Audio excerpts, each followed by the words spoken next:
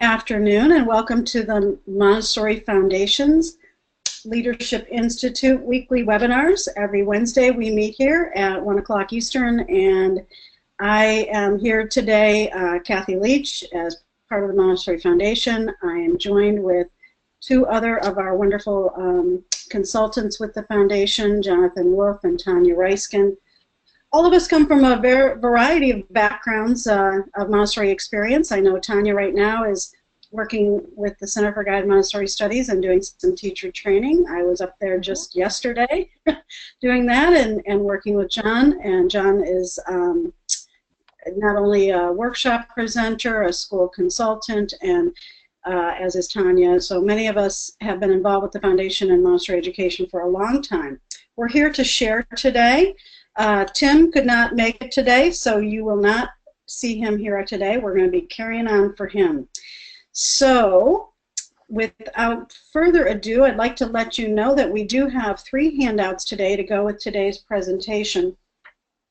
And you can see those on your control panel on the right-hand side under handouts. There's 3 handouts that go along with today's presentation and a short PowerPoint. But some of this is really open discussion, and I would very much encourage you to chime in on your question panel with either questions or comments. I'll be monitoring those throughout the presentation, and we would love to hear from you. Today we have chosen a topic that we think is very timely, of course. Most of us are getting ready for back to school time and the ever famous in-service or pre-service or teachers back week, whatever we want to call it. Some of us have a week or even 2 weeks. And it seems like no matter how many weeks we have, there's never enough time. There's always more that we feel like everyone needs to know before school starts, and we know that our teachers have their own agendas for what they'd like to see before school started. So as we were planning this workshop, the 3 of us decided that in order to get the school ready and the school faculty ready, we first have to get ourselves ready as school leaders. And how are we going to do that? And how are we going to really look at what's most important for those back to school weeks prior to school starting? So Tanya, I believe, is going to start us off today. The title of today, I neglected to tell you, is What's Going to be Different This School Year? Guiding staff to look at themselves, their classrooms, and professional relationships with fresh eyes. So, Tanya, would you like to get us started today? Yes, I would. Thank you, Kathy. And hello, everybody. I'm going to ask you to look into your past. I'm going to invite you to remember teachers that you currently work with and what they behaved like maybe last year or 2 years ago or as long ago back as you can remember. And what were some of the characteristics that come to mind about their behaviors during that week of pre-service, in-service, or preparation before children come back? For me, one of the things as an elementary guide, I was hyperactive about the preparation of my room. And I really needed to put all my shelves in order and where I was going to be and how many kids were there. And I would diligently look at my room and plan it out, and then things would start to happen around me. So let's get some feedback from you about other characteristics that you either saw or saw in yourself if you were in a classroom before you became an administrator. What happened? What were the characteristics of teachers? What do you think they focused on? So I'm monitoring this. Someone's having trouble with sound, so she's not hearing you. That's Elizabeth. Elizabeth, generally, if she can't hear us, I'm going to answer her in the typing, because if she can't hear us, it's sort of silly for me to say that. But I'd like everyone else to go ahead and put your comments in here. In the meantime, I can tell you, Tanya, that I've done this back to school thing as a head of school for 25 years and as a teacher prior to that for another 15 years. And I'll tell you that as a teacher, I was right with you. just, you know what, I have work to do. I have a classroom to prepare, and boy, did I have it had to be perfect before that first day. And didn't, right. Running around Didn't town. you have your table? Yeah, have what? Go ahead. Didn't you have a table filled with, I had my label gun, I had my baskets planned out, I had all the notebooks ready, I had, if I was doing younger children, I had my practical life, like sponges, I had quantities, I was counting, I had things stacked around me. I mean, just the image.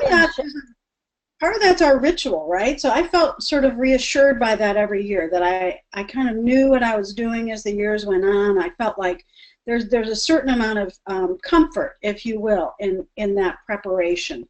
I have a comment here from Amy Andrews saying, anxiety, excitement, and tunnel vision. Thank you. Well put. Very well put. Very well put. Yeah, I think that blindsided tunnel vision of preparation of our classrooms and preparation of ourselves was just so hammered, and I'm sensitive to it this week because of dealing with adult learners in a teacher training program, that we really talk about that. But let's flip it. Let's look at the administrative side, and let's ask, so as an administrator, I felt very differently about that preparation week. I was looking at our fire rules all ready. Are the doors all working? Is the parking lot marked appropriately? As administrators, what's your agenda? What are the characteristics of your priorities? What does it look like? Are you looking at the big picture, or are you looking at the details? Are you all the way looking at what is it going to look like in November and December, and children haven't even stepped on the playground yet? I mean, what comes to mind? First of all, as an administrator, we have many more constituents of responsibility that sometimes teachers might not be sensitive to or appreciate or even know about. I mean, we have the fire marshal to look at. We have different outside extrinsic people who have nothing to do with the classroom per se coming into our buildings and making sure that we're doing what we're doing. So do we have any thoughts on that? Yeah, so Mary puts out ditto to Amy's comment, but also says we all want the physical environment to be exact. So we know that we are connecting, we know what we are connecting children to. And I love how she specifically says the physical environment, because I believe that perhaps there's an overfocus on the physical environment. I also want to say that as an administrator, I know I have a list this long of all the things I think are essential for everyone to know and do before school starts. And that list is sometimes in conflict with teachers' agendas. It also is maybe more than what is realistic for anybody to do in a week, me or the whole staff together. So I'm interested to hear from other administrators on, what's your agenda as opposed to the teachers, or is it exactly the same? And we'd love to hear from the person who already got it right, and we can learn. Okay, so we have balancing inspirational work conversation with the many practical topics that need to be discussed. That's from Megan Smith. Thank you so much. Good. And I think that we're looking at balance, right? That's part of what we're really trying to address here today. I think also too is that we have a lot more in common than we think we do. Administrators and teachers, when we split hats, some of us have been in both places, and we can look at the commonalities. I would guess that all of us want to have our physical environment and all of our procedures ready before children come. We want readiness. In other words, we don't want to be caught with something not done before children, and that's a commonality. That means we're all in it together. I think that another commonality is that We do look at the hallway or the balcony or the porch outside our classroom, and we look at common spaces in the school. So maybe a common library or common spaces as, okay, who's going to get that ready? And is it my responsibility? But we want it goes back to the overarching goal of preparation and readiness for children. I think another commonality is that we are all excited. And in that excitement, I think in that excitement, we want to harness the positive, good feelings, the goodwill that we come. I think on the first day of whatever day it is that people come in, there's noticeably an energy of, you know, coffee wafting in the hallways and donuts and things happening where, hi, how are you? Because people are reconvening and coming back together, and there's a spirit of newness and energy. So how do you keep that unfolding and going? I think that's a commonality among everybody in the school. I want to, for a moment, go back to Megan's astute comment about inspiration. Isn't there kind of a delicate balance between all this information, all these things to do, and the inspiration and feeling and the vision of the year? And for me as an administrator, when I was heading schools, that's the delicate balance. So I'd like for a moment to ask you a few timeline questions. When teachers come back to school, what do you think their relationship is, or their thoughts and feelings about last school year? My experience sometimes was, well, we're kind of going to do the same stuff that we did last school year, and yeah, that's okay, or I hope that doesn't happen. It's kind of like we're sort of just rebooting the school year, and that's okay.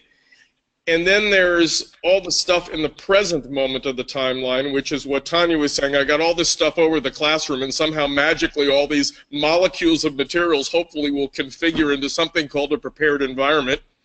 And then there's the future, which is I got to get this done by Friday because the children are coming back after Labor Day on Tuesday. And one of the reasons that we put this webinar together is, don't we also need to have people begin to rethink the past, and we don't need to do those events the same way. We don't need to do this the same way. Would there be a vision that we could stimulate as leaders, like, why don't we try something new? Why don't we try something better? Is there anything we could do this year that would be more engaging for the children, engaging for teachers, engaging for parents, create more learning, more sense of community? And for me, the trick that week was always balancing all the stuff to get done, not necessarily doing it in the exact same way we did it last year, especially if it didn't work, but sort of getting out into the future going, is there anything we could do that would be more exciting, more inspirational, more connecting, more, you know, more Montessori? And I think it's important to balance all the doings with how do we want to be this year? How do we want to be better? Yeah, sometimes even having fun. You know, imagine that. Imagine, imagine if we fit that in and actually had fun doing it. I want to read a couple of comments here because they're related to what we're talking about. Mary O. Young it says, as the administrator, I have teachers who have been working our summer camp program. We all know what that means. And find them to be burned out. How do I get them back into the authentic Montessori frame of mind? I see morale very poor right now, and I know this will have an impact on how they face the new school year. Thank you. And Mary Smith, I'm going to go ahead. Mary Smith says, part of my agenda is to remind teachers of all the things they can put off until the children come to help make decisions and enact the results. Wow, great strategy. So go ahead, John. I'm going to comment on the first thought, which is the idea of teacher burnout, which, yes, does happen with summer staff. That's where the idea of building in some fun, some play, some team building, and that can be very simple, just having people connect over a picnic or playing some team games or walking around the school together and noticing each other's environments, but there needs to be some way of rebooting the brain. Otherwise, the people who have worked all summer, it just goes right into, now here's some more work that I need to do to get ready for the school year. And yes, they do, but as the research shows, a change of brain activity usually brings the brain cells back. So if they're in work mode and they're burned out, put them in play mode for a little while, and maybe put them in play mode every day for a few minutes just to freshen them up and bring people together. Absolutely.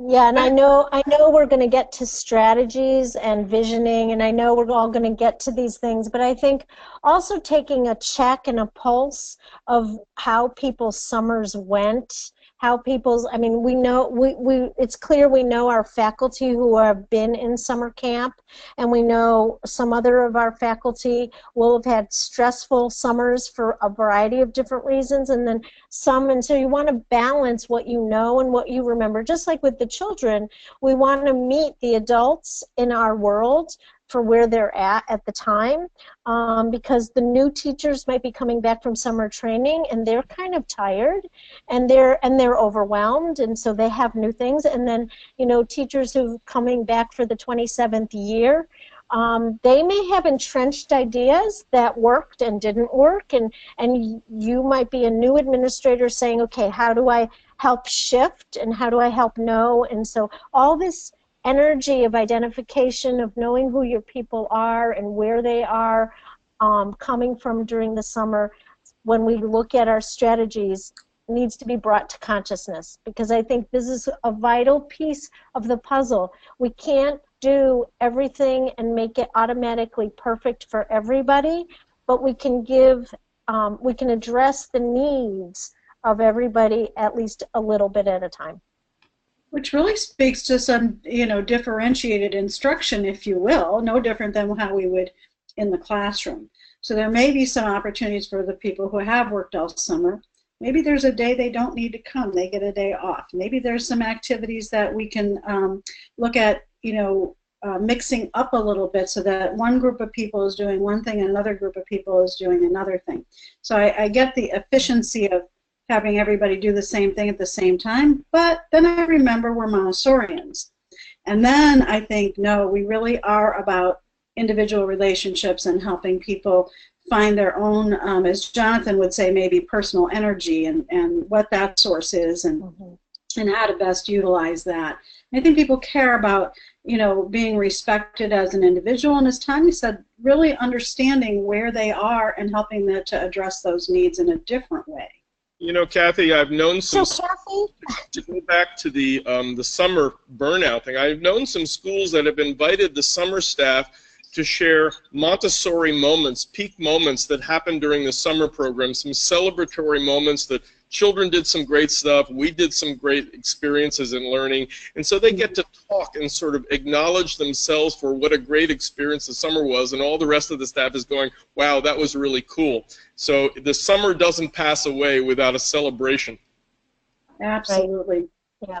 So Kathy, what you brought to light, I want to go back to, you know, that whole understanding of, you know, differentiated learning. So what if we come out of ourselves and we look at the perfect beginning and the perfect year and you know, things that went really right and everyone was jazzed and parents were on board and kids were happy within reason, things happen and things get, but what does it look like? And I think you have brought to consciousness this list of things that we know what works in Montessori education. We know differentiated learning works. We know that addressing the needs and tendencies of exactness and order and communication work. So as we vision this process within ourselves and with others, maybe having these itemized things of we know what works, now how do we help them become a reality? Or make that them first week even better. I'd like to hearken back for a moment for those of you who might have attended the online 3-session course that Andrew Cutt and I did last year called What Happened, what's happening, what needs to happen next, which was a really end-of-the-year review that could happen in May or June of the prior year. So what went well in 3 areas? What went well with regard to events? Is there anything we want to celebrate about our school's events? Is there something that could have been even better with the event, whether it's attendance or quality of the experience? Number 2, what went well with our relationships? Children to children, parents to teachers, it's all the relationship. What's the community culture and how can we celebrate that and improve that? And finally, the third introspection is what went well with the program? What went well with the learning experience for everybody, and how can we improve the learning experience in the program? And if that review had been done using those 3 parameters of what went well, what didn't go well with events, relationships, program, you could reboot that in August when people come back. Remember what we talked about and celebrated that? Let's keep that going. And remember the things that we said we maybe could improve? Let's have a little creative brainstorm about carrying forward things that we think could go better in events, program, and relationships. And so now you've created a connection between the diagnosis and review and the dreaming of what it could do better in August, what could be better in August. Yeah, I think that exercise was really helpful. And those of us who are those people who did not do that with their staff at the end of last year, just a couple of months ago, it's not too late, right? It's not too late to, as Tanya's saying, assess those needs now and look at what went well, what would we choose to do differently given the opportunity, and what would we choose not to do at all? You know, that's an okay thing too. Well, I'd like to just touch on the semantics that both you and Tanya used. It's what can we even make better? It's not where was there a problem. It should not be a deficit thinking semantic. It may have been a problem, but it's framed as, okay, let's not do that again. How can we make it better? It's an imaginative envisioning. It's what Montessori talked about with children, the teachers looking for the child who is not yet there. We're looking for the event that's not yet there. It's not the model in NASA of Houston, we have a problem. That brings people down, especially at the beginning of the year. Absolutely. Right. Absolutely. So and it this goes whole to piece, the balance. It goes to the balance. I think it goes to the balance of really understanding the duality of the working environment for adults and for children and for parents. And what does that working environment, because everybody has a history, you know, everybody was involved in that history, and then we have a revision.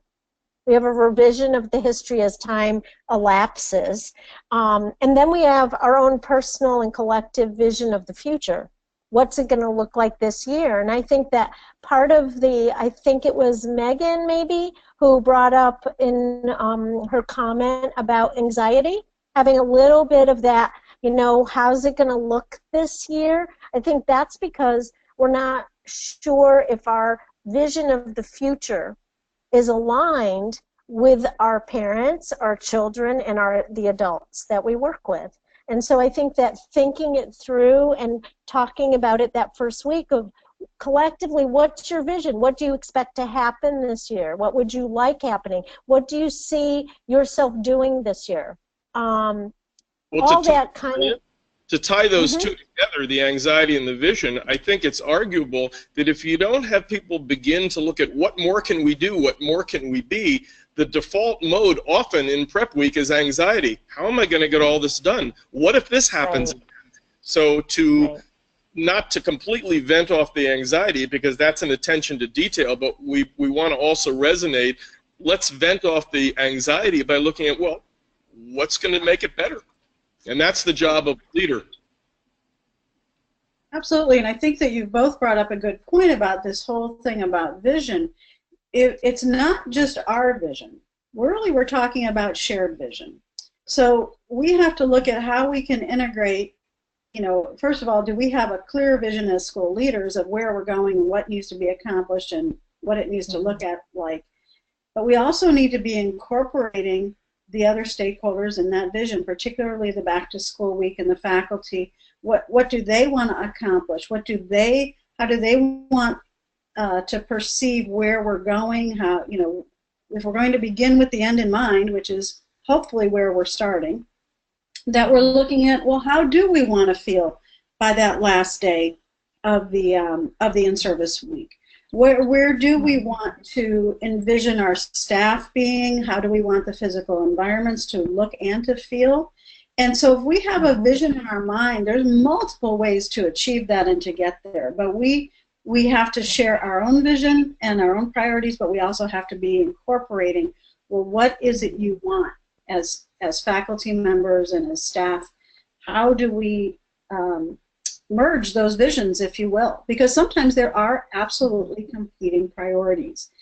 And I think that creates a bit of anxiety, right? I think when you have teachers who say, just stop scheduling all these meetings and CPR trainings and, you know, go over the handbook one more time, could you just let me do my thing, right? And their vision is a physical environment at the end. You know, Kathy, I know of several schools that have made that sort of tug of war very transparent, and the school leader has brought that to the table. Look, we all have some different agendas here. You know, teachers want to prep their environment and get everything ready and work with their team member. I get that. I was a teacher. But let me tell you what my life is like, and I don't want this to be competing. I want us to coordinate this, and if you feel you're not getting enough time to do this, I want to hear about this, and I'm going to share that with you. So it's a collaborative effort. It's not a tug of war between administration and teachers. And one way of making it collaborative is let the cat out of the bag at the very beginning and say, okay, let's discuss what we all want to really do. I think that's... Well, and I really... Go ahead, Tanya. Yeah, I really appreciate the compartmentalization that Jonathan gives us, because I think it's very freeing. If you look at events, you look at program, and you look at relationships, and you synthesize your vision in those arenas, it's a comfort zone, because everyone has different levels of experience and involvement with events.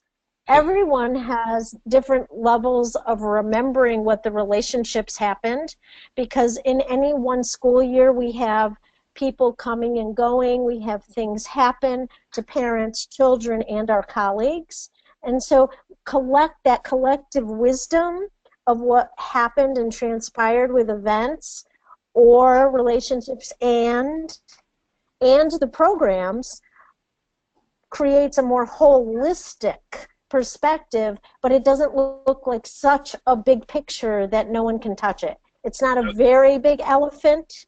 It's a lovely, small, pygmy elephant. Well, I also think that as you're talking, it sort of, thank you, Tanya, it also stimulated the thought, isn't there a psychological element here, or a couple psychological elements? When people come back to school, they have a lot of stuff to do, administrators and teachers, and there may have been some stuff in the past, in relationships, events, program stuff, that was very unresolved and hurtful for them. So unless there is an opportunity to introspect and revision, those hurts and frustrations, they will be buried, and of course they'll leak out in some other way. Coupled with that, of course, is we're all sensitive souls as Montessorians, right? We pick up on children's and people's energies and emotions really well. Getting in somebody's face and saying, you know, Tanya, I think, you know, we can do better here, we don't like to do that, and so I think it's the job of the school leader to create a prepared environment where people are invited to look at things that didn't work and revision them. Otherwise, I think a lot of these things will continue to be buried, and we will cart those into the school year and either reboot the same habits in these areas, or people will just walk around with a resentful or frustrated attitude, and I don't think we want to have them go into the school year with any of those. Right. That wasn't in my vision, John. No, that's not what I mean. But I do think that some of that is somewhat unconscious, right? That, or subconscious, that we kind of think, oh, it's okay. There's been a little space and time since that happened, and you know, in our own minds, again, we think differently. We, instead of collaborating and putting all this on the table and being really honest and clear with people, in a positive, productive way to move forward, not to dump everything and let's rehash all of this. There's a good balance between some institutional history and institutional memory, because we have to have that to move forward, and making space for new and different ways, and and new people, because let's face it, this is the time we normally bring in some new people too. So that's what I was. Nonsense. That's what I was going to share. Is one of the visions of administrators that is truly their waking up point at 3 o'clock in the morning is on the first day of school. I have a complete team. Everyone who needed to be hired is hired. And that's so rare. We know that because we offer people contracts and then they don't show up or they don't come or they, it's like, well, I thought we had that covered, but, and so those are all the things that that's a real positive way of spinning it. It's like to come to your faculty and say, we still have these 3 positions. Do you have any friends? Do you know who's out there? You just came back from teacher training. Who might be out there? And so they're, always trying to get that process of the administrative vision and the faculty perspective and the faculty vision and the administrative perspective to be more of a collaborative, shared idea, is by opening doors of opportunities. Absolutely. Well said. Kathy, do we have any thoughts or questions, sharings? No more than just Megan saying she loves the idea of differentiated approaches for adults, but it's more of a challenge to implement, but so worth it. And I have to agree, it really is worth it.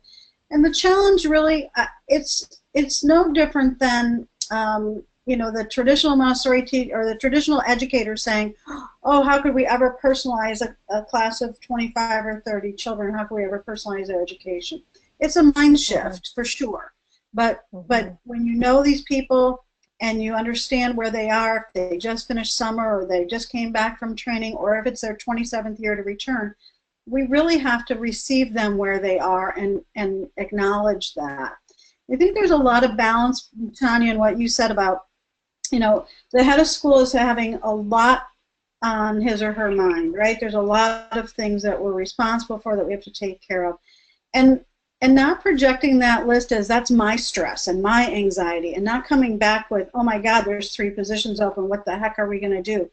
We have to project, of course, a feeling of optimism and confidence, and that, as John told me yesterday, the universe will provide. And I think that, we need colleagues and friends and everyone to remind us that that is truly the belief that we want to come in with, and that there is a source of abundance, and that we're not coming back from a place of scarcity of time or human resources or financial resources or any of the other things that we so desperately need. We really have to come back with, this is perfect the way it is with the people who are here, and then build on that. Where do we go from here? I think that the vision piece and merging these visions, one of the things I really want to accentuate is that we're not just looking at how do you create this to-do list and merge everybody's to-do list and then pick the priorities. It's not just about to-do lists. It's about creating space for emotional and spiritual connections, about allowing people to have the space to think and reflect, and then the priorities start emerging. The priorities don't come because we have really great checklists. Checklists are good control of error, but not necessarily the place that where the inspiration emerges. So I just caution that when we look at vision and we look at where do we want to be on this last day, that day when everybody leaves at the end of the day knowing the next time they come back together, they're there to receive children and families. And how do we prepare ourselves and our staff, faculty and all of our staff, to leave feeling energized and excited and fulfilled? How for my vision for my school, I would like for that Friday to be that they're leaving feeling like, oh my God, I am filled, I am ready, I have something to share, I have been inspired, and I've worked, and it's okay with the imperfection, that we're okay with the fact that everything isn't perfect, and it is. if you know what I mean by that paradox. Kathy, I worked with a visioning process at one school that I think warrants mention here, and that was that everyone was brought into a room and they were asked, and the one wall was all map paper, butcher block paper, and they were all invited, as the Spirit moved them, to think with the end in mind. You're thinking of the end of what is the culmination of everything or anything you do. And as the Spirit moved you, they were invited to go up and draw a picture, not use words, but just draw a picture of what the end looked like. So there was sunshine, there was a playground, there were happy children. It was really powerful, because then what the facilitator asked us to do was to take string and to different pictures and say, how do you get there? And at the end, what those strings looked like on the wall was climbing a mountain. Mm-hmm. Cool. Wow, beautiful, Tanya. That's Thanks great, Tanya. Thank you. And I think that there's probably other processes that we can go through, and really, but part of that is coming to terms ourselves with giving up that we have to stuff everything into a week or two's time. We really, in essence, have a whole school year to really prepare our environments and ourselves and our teachers. Well, I love. Go ahead, Kathy. I'm sorry.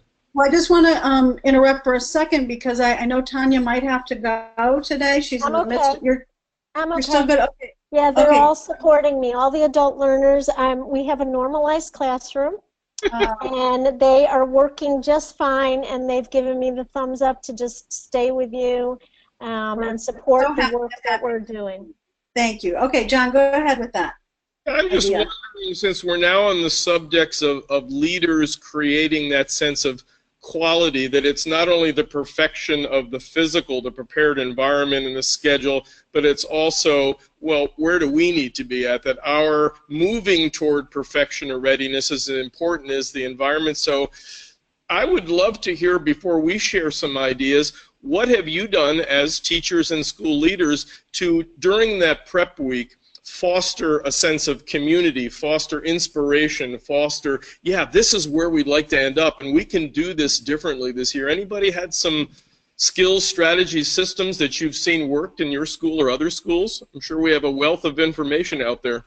We do. I'm looking at all of the participants on our list, and I know many are very, very good at this and have something to contribute. So we'll give you a moment or so to type either a question or a comment regarding John's thing. What are you doing already, and how do you prepare? And please do feel free to add into that question box. We'd love to hear from you on this discussion. And at some point, John's going to give us the perfect strategies, and so we'll be happy. So we'll be happy to do it. But Megan Smith has added, go as a group from room to room to ooh and ah over each other's prepared environments. Oh, one of my favorites. Absolutely, Megan. Thank you.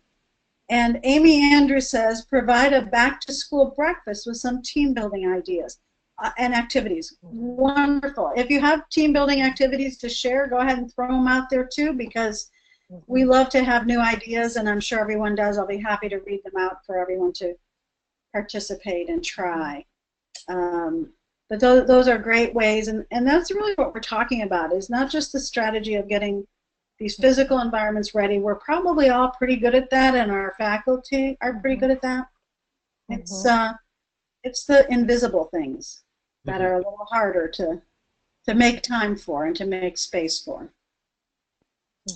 So go ahead, and if you want to keep typing in there, I will read those, and other than that, then nothing else is in there right now.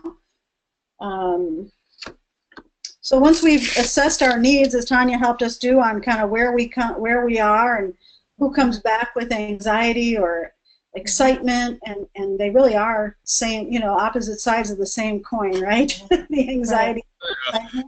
So should I share my favorite community building activity for that wonderful breakfast?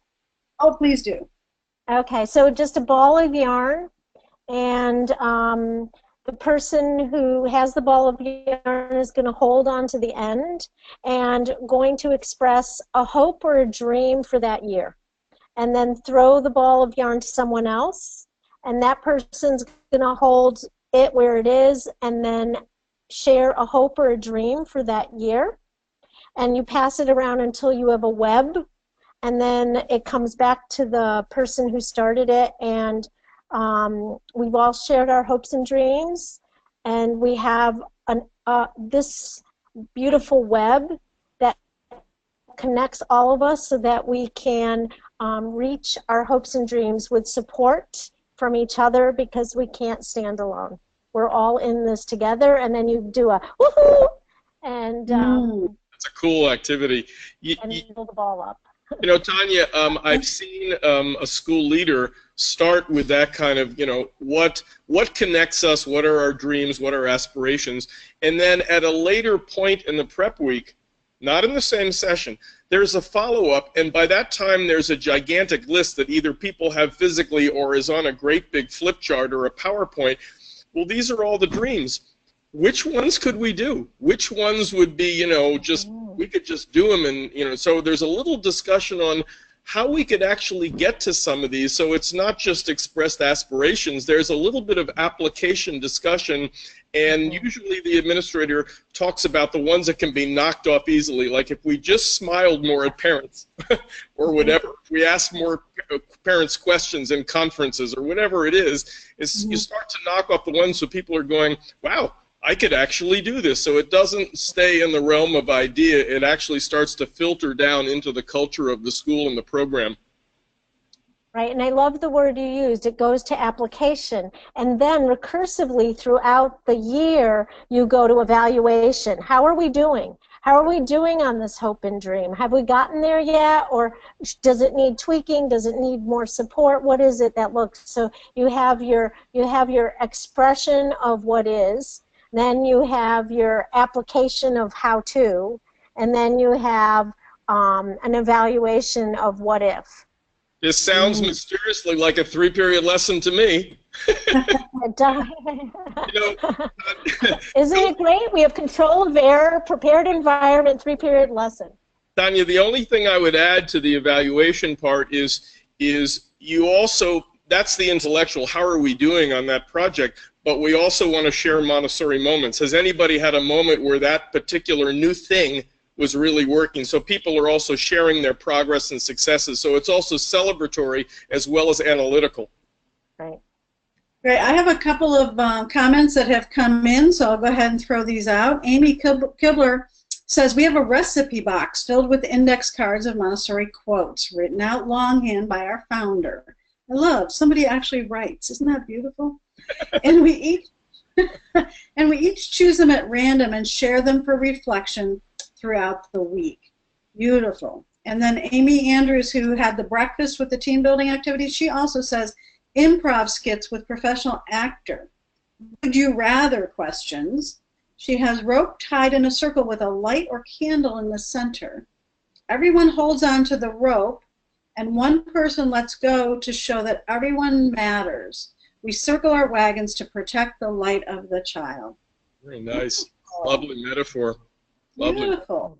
Yeah. We appreciate hearing all the ideas and the ways that you incorporate these into your pre-service week, and how you do this to keep your teachers inspired and connected and envisioning what's coming next. You know, if people have other ideas and we don't get time to capture these incredible ideas of how to, you know, bring the staff together, move them toward a glorious vision, a better year, send them into the Montessori Foundation, send them to Tim, and we'll reproduce them and send them back out, because we may not be able to capture everybody's ideas today, but they're valuable.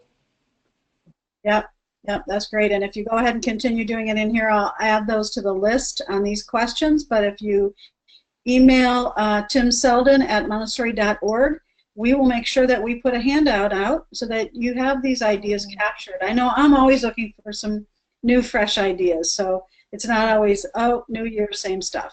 So we'd like some new things. And I know, John, you had prepared, as we worked on this on this topic, you had prepared some actual strategies that I think would be really helpful to share with people at this point. Okay. I have one more thought. Elaine says, I experienced where the person giving the thought gave the leader a necklace of pearls. She said each pearl represented a teacher or mentor of the class, and that each person working together makes a beautiful necklace. Or if we don't work together, there is discord, and she cuts the string and everything goes the opposite direction. So, okay, I appreciate all the ideas coming in, and I will capture those. But now we're going to move on to some specific strategies from John, and I am happy to monitor questions or comments related to the next section here.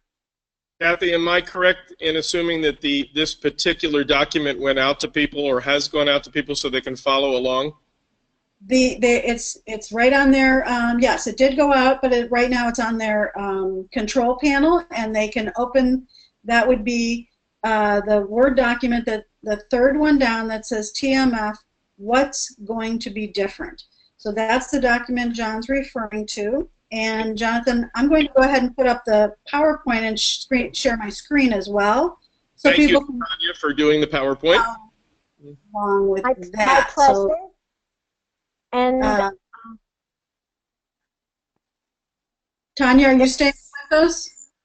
I can stay for about 10, 15 more minutes. Will that work for you? That's Sure. great. And let me know if you can now see the screen.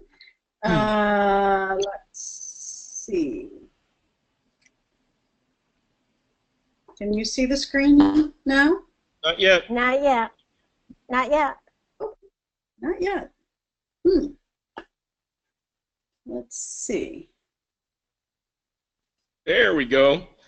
Yep. So Okay. it's going to be, I don't know what other people's computers look like, but it's very small on my screen. Can it be enlarged? Oh, there Is we that go. better? That's better. Thanks. All right, let's Okay. go to the It's first not one. on mine. Wait, it's not on mine. So Does anyone else go ahead and type in if any of our participants can see the screen today? It says the Montessori Foundation presents what's going to be different this school year. So let me know if you can see the screen. Looks great, Amy says, so some people are seeing it. I'll continue to monitor questions. Okay, she's got it. Okay, let's go to the first slide, please. Okay. So these Whoops. I went too far, John. Hold on. Yep.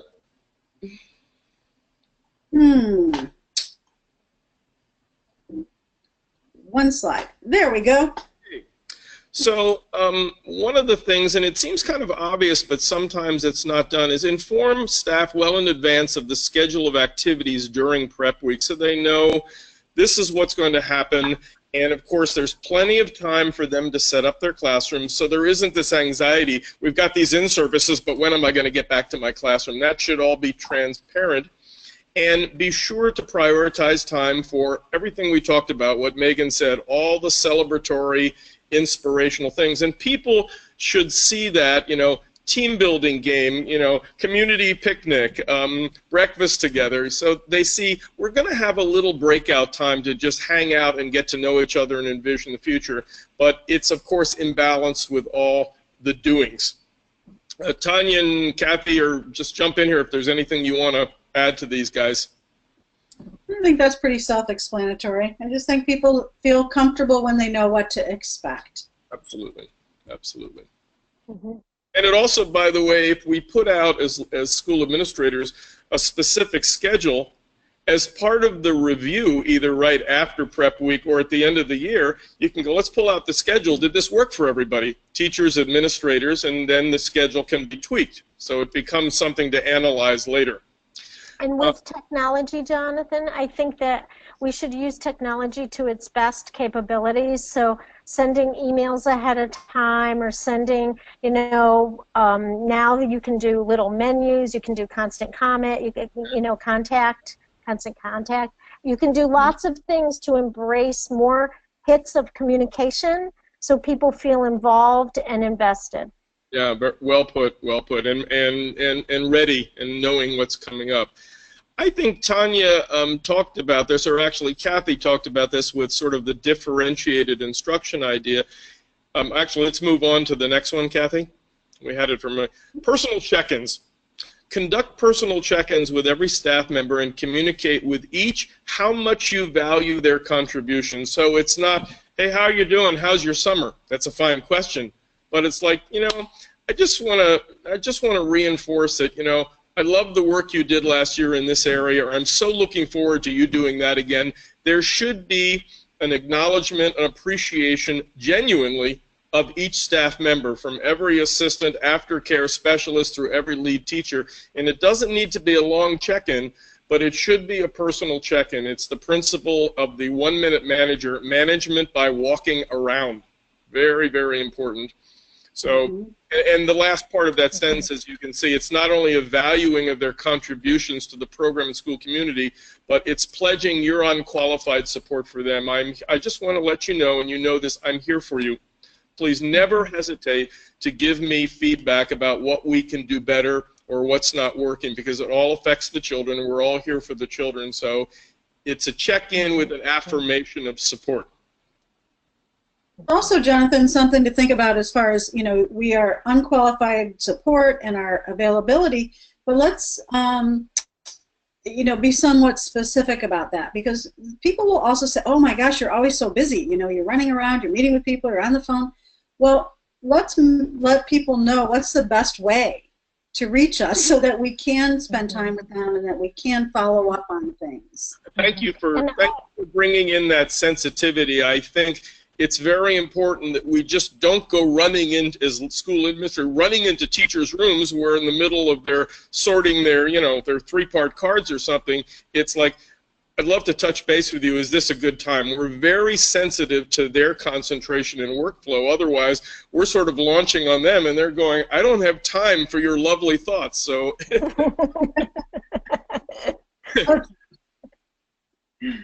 all right. Tanya, were you going to mention something there? No. Okay. Availability. Let staff know you are available during prep week to assist them and listen to their ideas about how this school year can be better than last, the best ever. And I would frame it just like that. It should not be framed, or better than the framing, you know, if you have any, you know, if there are any issues that come up or any concerns, please come and see me. That's neutral to negative. If you have any thoughts about how we can improve the children's experience, your experience as teachers, the parents' experience, our learning, please come and see me, because I don't have all the answers.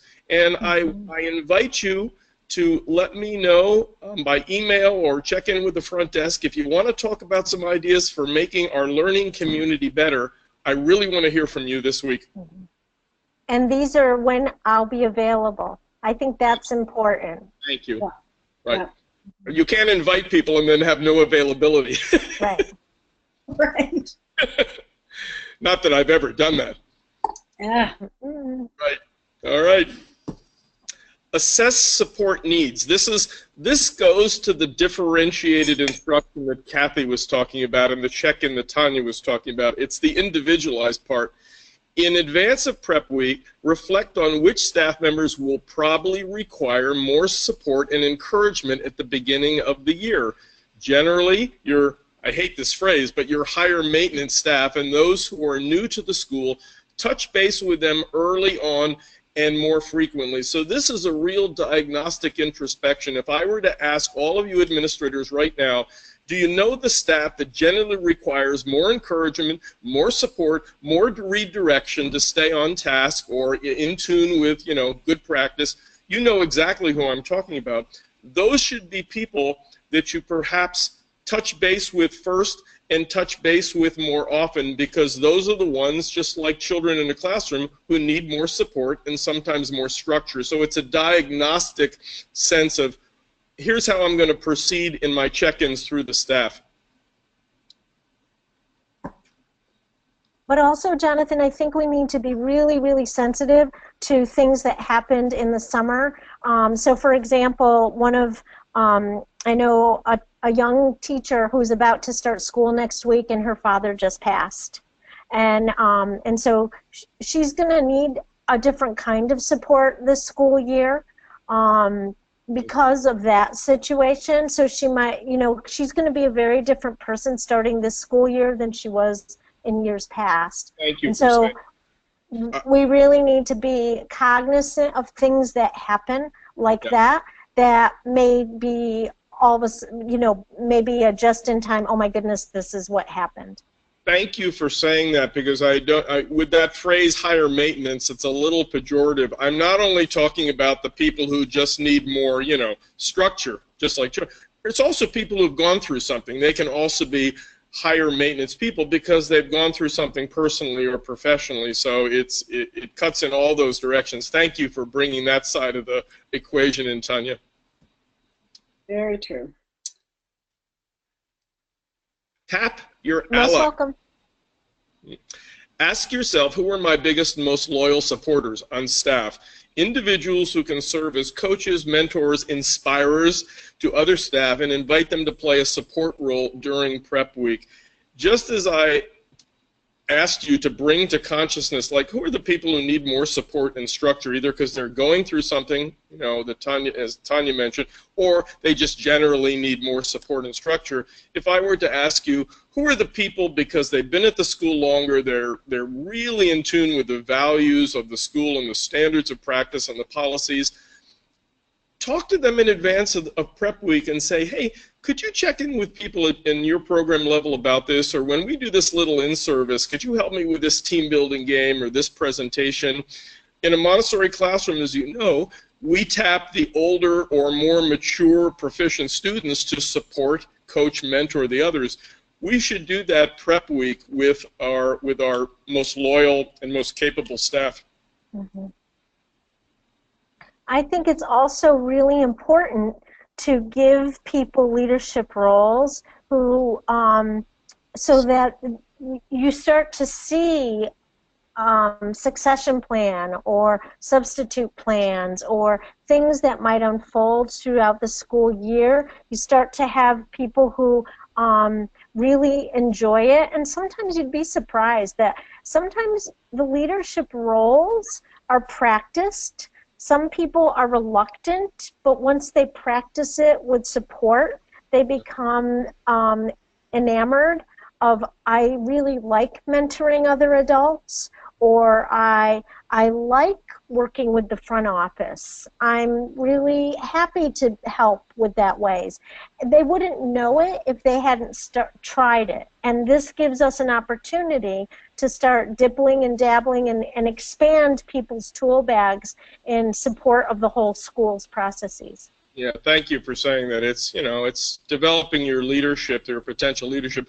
One other thought I want to say about the one before, and it's very similar to the sensitivity we talked about not just barging into teachers' classrooms to give them, to do the check-in and give them all of our good news. It's if we're going to ask some of our more loyal, mature allies to in some way support or help out in prep week, we have to be sensitive to the fact that they also have a lot to do. So there needs to be part of that invitation. Is this going to overload you? Could you spend a little time helping with this? I don't want to, I don't want to overwhelm you here. And so there is a sensitivity there. It's not just, I'm sure you're going to do this. Let's not assume simply because they've done things in the past and they're really good at it that they're just going to jump in and do it again. You could build up some resentment that way. Mm-hmm. Yeah, because some people are good at a lot of things and then we overutilize them. And the thing is, maybe there are people who've not really shown us that they would love to be a mentor or to take that role. Right. I've actually started to practice saying it really is okay for you to say no. I have several people in mind. You were one of them. In other words, giving people an out, I think, is also really important to respect them, because a lot of people, I mean, especially those of us who are sensitive to everything that needs to happen in our schools, we're not very good at saying no, and so we need to help each other say no also. Yeah, or even buy a little bit of time. I'll need to think about that. Can I get back to you on Wednesday? Right. Exactly. The words that came to mind as you were describing that, Tanya, is with regard to those of us who have been or are school leaders, we invite people to step up and support and lead, but we don't expect them. It's not, I expect you to do this. That's pressure. It's like, I invite you to do this. Would that work for you in this way? Are there any ways you could do it that would be, you know, more manage your time better? So it's highly sensitized, but it is an invitation. Right. Yeah. Kathy, have we gotten any more comments yet, or any comments? No. We're open for comments if anyone would like to. Great. I'm monitoring, but we're doing, no one has chimed in quite yet. Okay. All right. I think we did that one, Kathy. We Continue. did that one. Which one? We did that. We're on the right one now. Thanks, Kathy. Well, we've talked about team building, engage in team building activities, and help people get to know their colleagues better to build trust, and a cooperative culture through play and imaginative problem solving. So it's stimulating the imagination by having some really fun games. It's bringing people who maybe don't interface together, and it's also problem solving in a kind of a fun way, and it's problem solving kind of like the yarn activity. Let's do this as a team and see if we can generate ideas or pull off this little, you know, this little team game. One of the ones that I love to do, that I learned in a low ropes course, you know, the low ropes preceding the high ropes course, is you simply have put everybody in a circle, and if you have a big staff, circles of 10 people. And you give them a beanbag, or it can be a sock, and they create a throwing pattern. One person, like I would throw to Tanya, and Tanya would always throw to Kathy, and then Kathy would throw, and so everybody knows who they throw to, and they start to throw, and of course the sock drops. And, you know, and not everybody is a perfect thrower or catcher. Then you task the group with, have a discussion about various creative strategies you could institute for no sock dropping, or no beanbag dropping. That's the goal. And then pick the ones you're going to institute. So they have this brainstorm about, you know, no dropping beanbag strategies. Then they institute, and then they start again, and they start to get better and better. And if they drop it, they go back to the drawing board. Well, as they get better, you start to put in other beanbags. So now they're having to throw in pattern 2 or 3 or 4 or 5 beanbags, so it really gets hysterical. And they drop those, and then they have a meeting. How are you going to keep 5 beanbags up in the air without dropping? And they break. So it's very much of a physical problem solving. It's also wildly funny because the beanbags go all over the place. Just an example of a great team building activity. Love it. Thank you, John. Kibler says this is very helpful, so we'll keep going. Beautiful. I just want to see, before we go on, does anybody quickly have any other just names or quick descriptions of team building activities? Because, you know, you can email them or you can share them real quick here. I'm sure people out there have millions of them. Tanya, I'd still like the directions for that toothpick and gumdrop one that I've done, and I've lost the directions. It's a great one for communication. Yeah, I'm going to put that one in my memo because I keep promising it to you and I keep forgetting. Yeah. Okay. So Elaine says, working together on meaningful or even everyday projects also creates strong bonds of unity. I absolutely agree with that. Yes. People working together on something that matters to them also does that bonding. Yeah. Thank you, Elaine. Okay. All right. Whoop. Embrace new staff.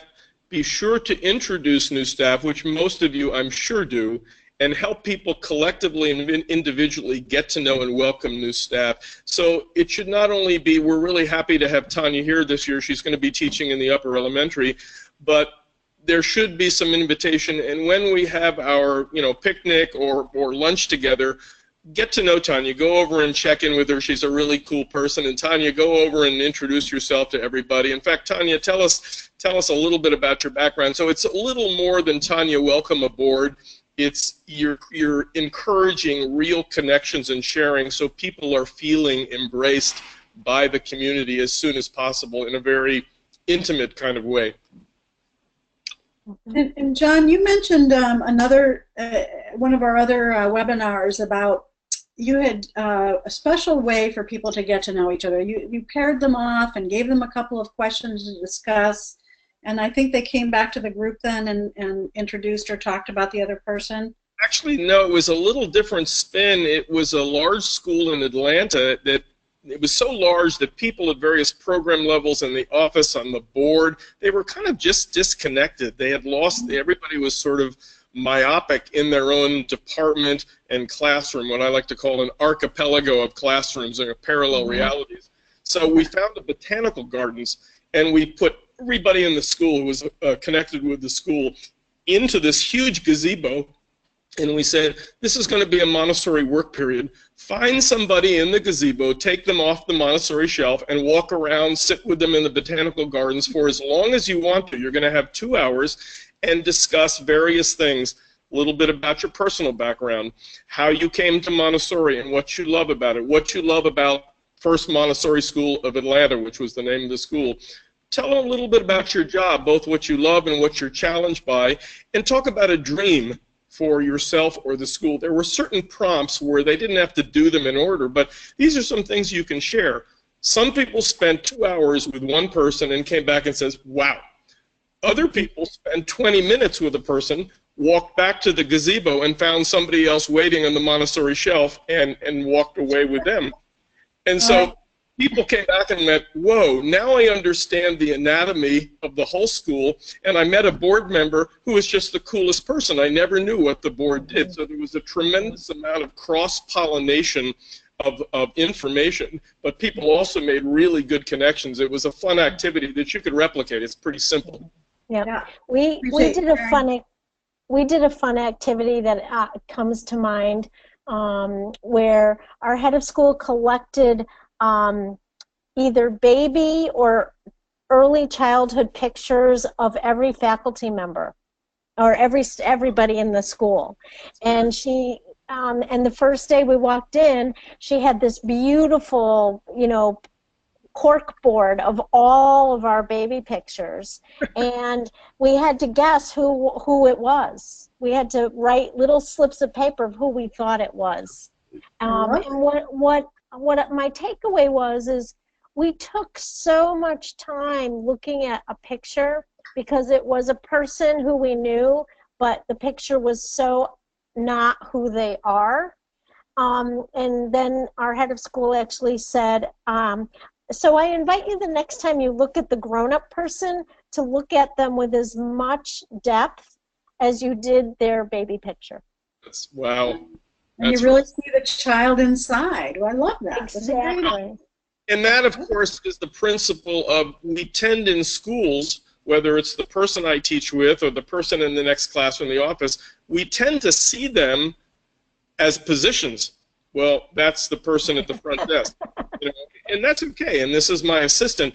But what makes connections, of course, and inspiration is just like we do with children, getting to know the whole person. And I think Prep Week in little snippets is a great time to have exercises like the photograph of the babies, where you get to see a facet of the person that you would not normally see in a professional environment. It really draws people to the commonality of experience. Definitely. All right. Okay, ready for the next. Moving right along. Social norms. Social norms. As a collaborative activity, create a set of social norms, grace and courtesy agreements with the staff, or revisit and review the current social norms and guide staff to set individual and group goals or themes based on this set of social norms. So my question for everyone who's listening is, apart from maybe your code of ethics in your staff handbook, have you actually had the staff at some point develop a set of grace and courtesy agreements for the staff, or what they call in organizational life social norms? Here's how we're going to share information. Here's how we're going to share ideas. Here's how we're going to resolve conflicts. Here's how we're going to support new people. Here's how we're going to listen. It's really important, if we want the adults to mirror the grace and courtesy agreements of the classroom, it's important that the staff come up with, here's the nature of our relationships. Here's how we're going to communicate. So if you haven't done this, I would encourage you to start this process sometime. If you have social norms, please make them a living document. They should be reviewed. Goals should be set. Themes should be set. They should be used for professional development. Well, Jonathan, here's our set of social norms or our grace and courtesy agreements. What do you want to work on this year? There are a couple samples, which I believe, Kathy, have those gone out yet? Are they posted? Yep. They're uploaded into the handout section. Okay, and people know how to get there? Well, let's see. On the right side of your screen, you should see a control panel, and about 2/3 of the way down, you'll see a tab called Handouts. And if you click on that tab, it will open up to 3 handouts: 10 Habits of a Caring Organization and Rising Sun Montessori Staff Agreements. So I'm going to just give you a moment. One is Johns Hopkins Hospital in Baltimore, this gigantic city-like hospital. The obviously representatives from every department came together to discuss how do we want to be together. And the second one, the Rising Sun, is a charter school, in a relatively new charter school, been up and running maybe 3-4 years in the Sacramento area of California, and they developed that set of social norms. So take a moment to take a look at it and notice the power of these things to touch the heart, spark the imagination. They're usually very simple, but they're also very concrete. They talk about very specific behaviors that people have decided we want to hold ourselves to this accountability of communication, and this is how we want to support people. Take a moment.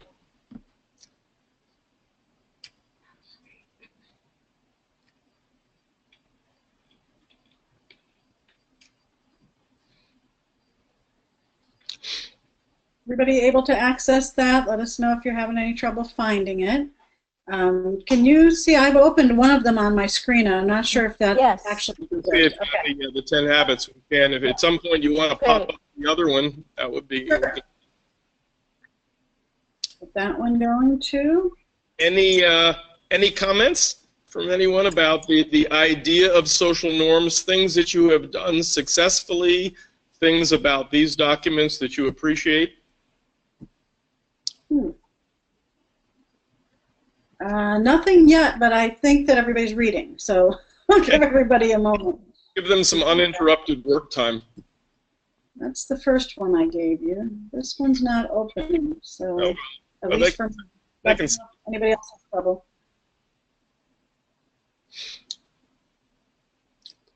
I believe I also have it on my desktop because I've already been looking at it. So this is again, this is not an activity that should be top-downed, to make up a word, on the staff by the administration.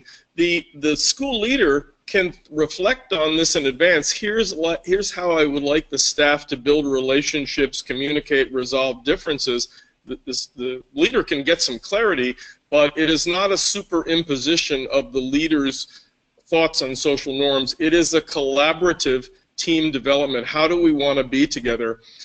I'm going to strongly suggest that if you decide to do this, if you need a set of social norms and want to grow this in your garden of your staff culture, have it be an open, free-form, imaginative discussion. Do not access other people's social norms like these initially, because then that won't be the soul of your school. You want to have this come from people's hearts and minds. Develop an initial set. Suggest that some wordsmiths work on, people who like to write, work on making them more succinct, because they will tend to come out wordy and complicated. So would anybody like to make these more poetic, a little team of writers, and then represent it to the staff for comment? It can be sent out as an email. And eventually then, when you have your first draft, then you could go look at other people's social norms to see if you forgot anything. Use other people's documents, like these ones here, as sort of a control of error. Otherwise, you're going to superimpose other people's organizational cultures on the uniqueness of your school. You don't want to do that. Right. Agreed. Okay. Any comments on social norms? No additional comments right now, but I'll continue to monitor as we go on. Okay. Thanks, Kathy. And just a time check, folks. I'm really surprised, but our hour and a half is almost up. Our work periods go really fast, Kathy. But we're having fun and we're with friends. Absolutely. Yeah. And we can run a little bit over. People who need to leave can leave. Yeah. So. We still have about a little less than 15 minutes left, so we'll continue on because you have a couple more great ideas here we want to talk about. So let's talk about solicit ideas. Before prep week, solicit input from your more experienced staff, people who are returning and have been there for a while, on what core values, professional behaviors, policies, and procedures need to be reviewed and reinforced given the issues and challenges that surfaced during the prior year. You know, returning staff, and this can be done as a simple email. If you have any thoughts given what you observed last year in events, the learning environments, and relationships, anything we should sort of focus on in prep week to make this a more cohesive community and a better learning experience for everybody? Notice I'm not using the P word, problem. It's forward thinking. How can we make this a better place for children and adults?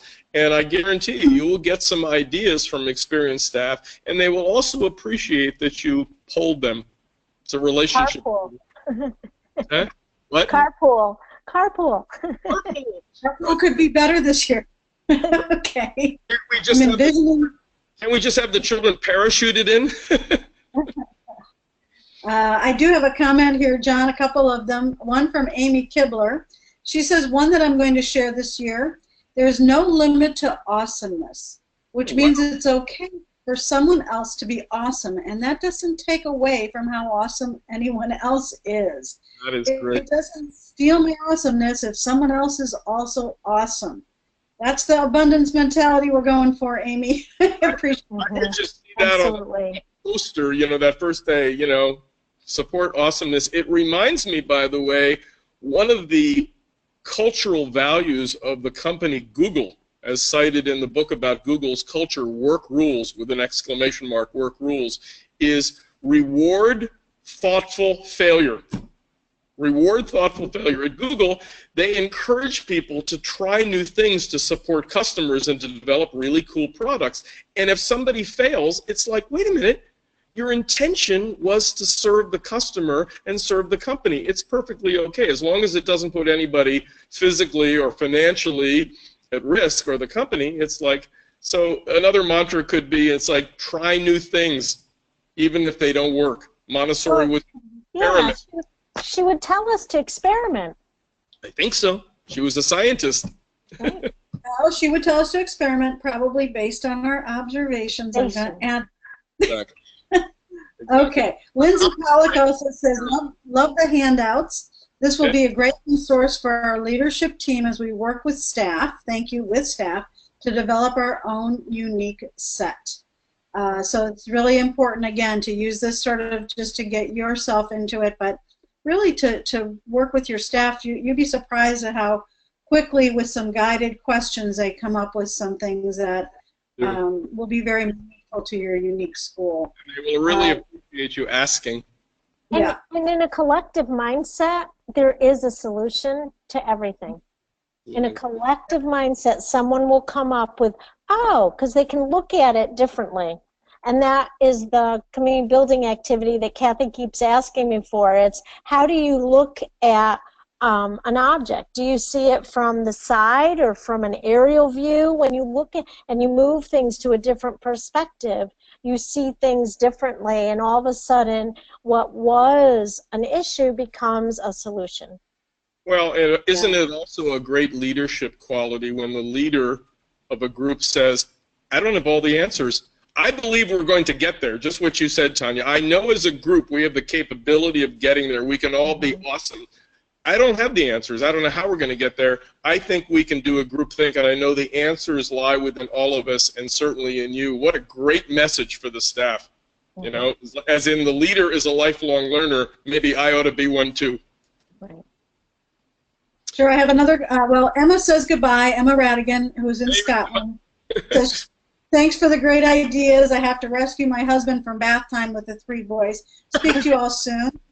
Emma always visits us. And then Gladys asked for the social norms as a reference. And Gladys, I just want to remind you, those are in the handouts already.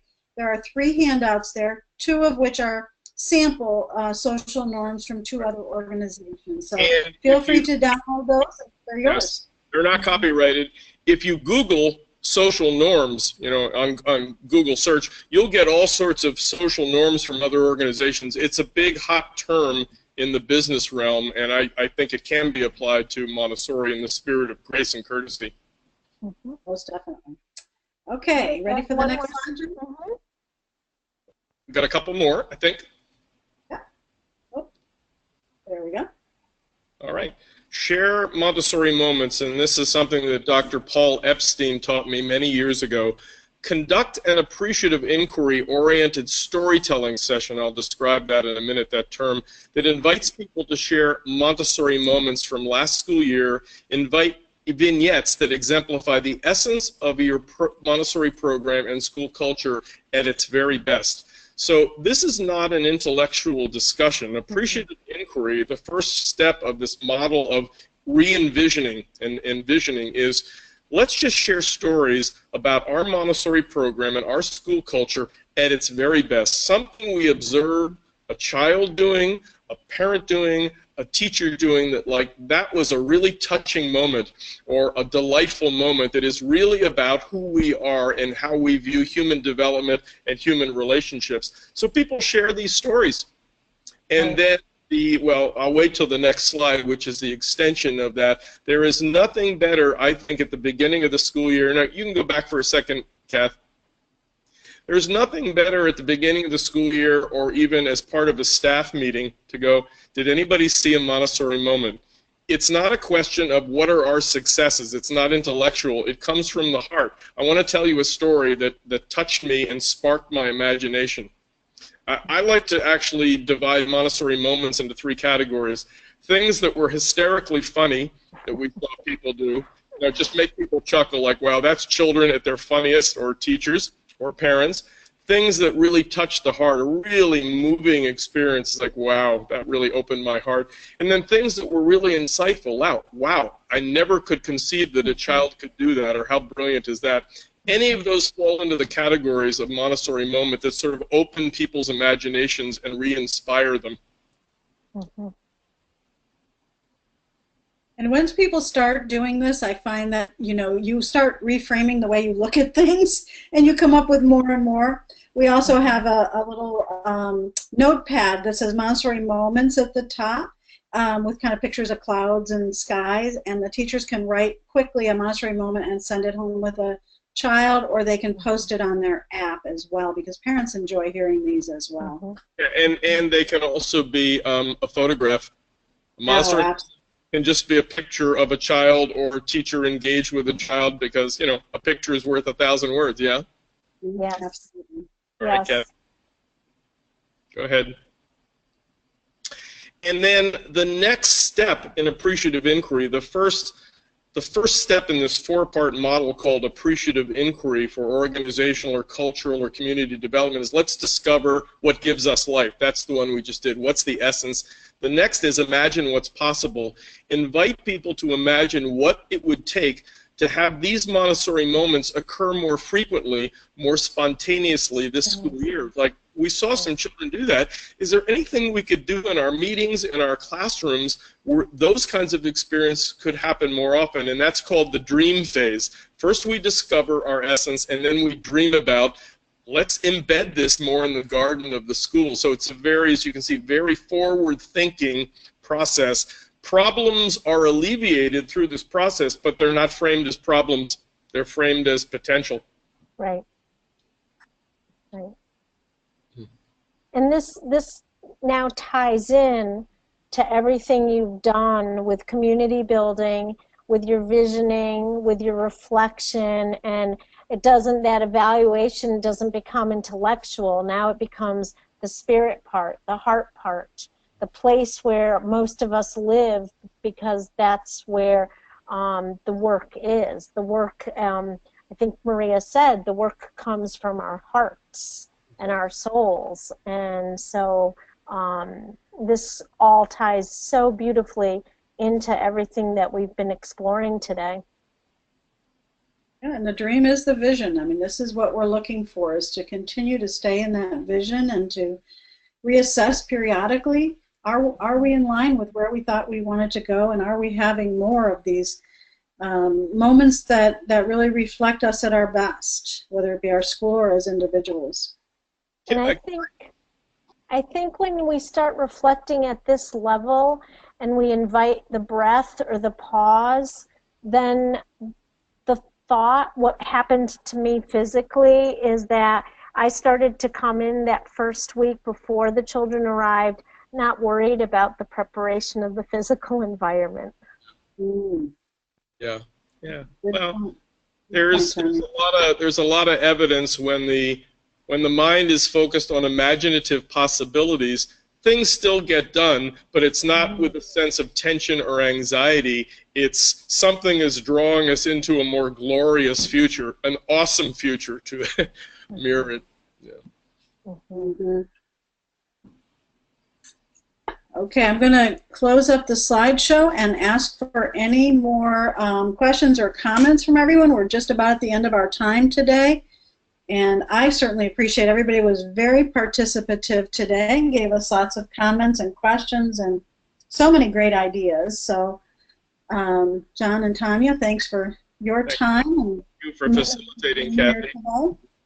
Thank you. If there's any last-minute comments or questions, go ahead and put them in. Make sure you download your handouts. They're yours to keep and to utilize as you get ready for this these prep weeks coming up. They'll be here before you know it.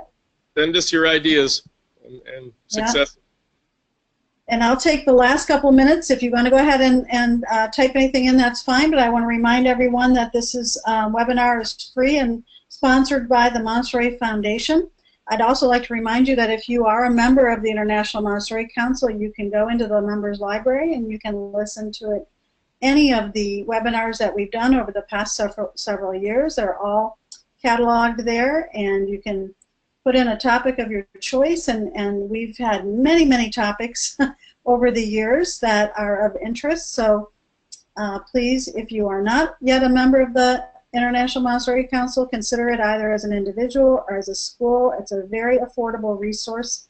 We not only offer the members library, but also a free hour of consulting with any one of us, including Tim and Michael Dorr, Paul, a couple of other wonderful consultants at the foundation that we're happy to work with you, and by Zoom, or even come into your schools and do in-service workshops or consulting for your school. So Montessori Foundation and the International Montessori Council are here to help, and we are so happy that you all keep showing up every week for our webinars. We have a couple of thank yous that have come in, and we of course thank you for taking time out of your busy days to be here and share. We get as much out of it as we get to share with you, so we appreciate the opportunity. Thank you, Kathy. Thank you, Jonathan. Have a great day. Kathy, take care. Jonathan and Tanya, very nice. Thank you so much. Talk to you soon. Bye-bye.